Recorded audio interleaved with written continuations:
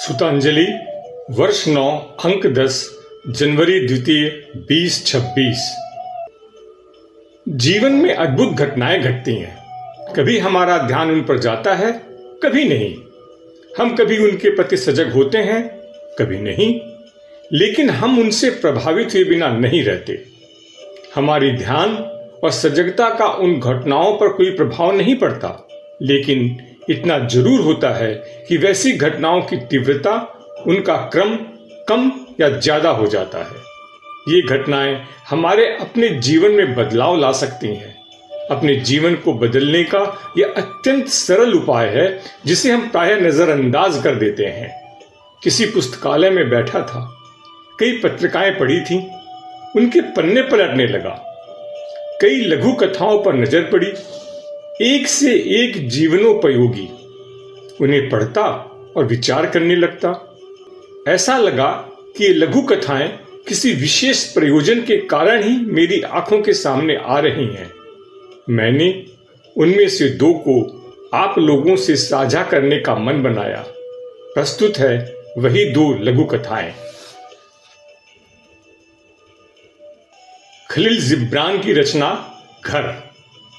बस यही एक ऐसा घर है जहां तुम बिना किसी आमंत्रण के अनगिनत बार जा सकते हो।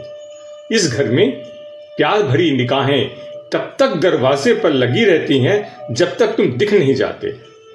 यह घर तुम्हें उन बेफिक्री के दिनों की याद दिलाता है जहां तुमने खुशियों भरा बचपन गुजारा था।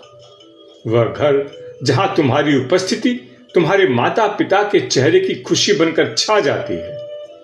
इस घर में वह खुशी तुम्हारे लिए आशीष है और माँ बाप से बातचीत का एक पुरस्कार। यह ऐसा घर है जहां यदि तुम नहीं जाओगे तो घर का मालिक उदास हो जाएगा। इस घर में 2 मोमबत्तियां जलाकर संसार में उजाला किया जाता है, जो तुम्हारे जीवन को सुखमय बना दे।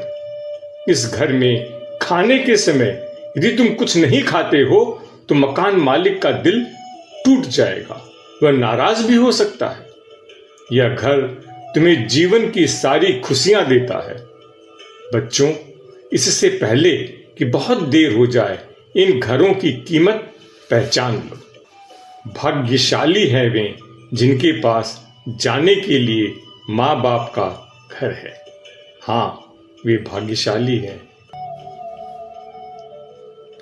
मीरा जैन की रचना वृद्धाश्रम। आज मां अस्पताल में भर्ती शायद अंतिम सांसें गिन रही थी। अपनी मां की हालत से व्यथित नवल अपने फेसबुक तथा व्हाट्सएप के दोस्तों से एक विनम्र अपील की। प्यारे दोस्तों, मेरी मां बहुत बीमार है। मां जल्दी स्वस्थ हो जाए, इसलिए आप सभी की दुआ और प्रार्थना की मुझे बेहद आवश्यकता है।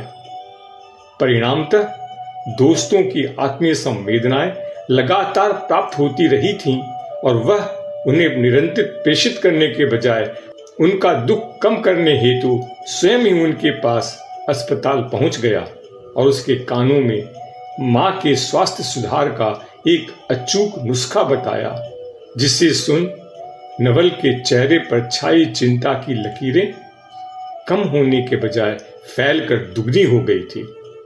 आगंतुक ने केवल इतना ही कहा था, तुम अंदर जाकर मां के कानों में केवल इतना ही कह दो, मां तुम जल्दी ठीक हो जाओ, तुम्हारे बिना घर सूना पड़ा है।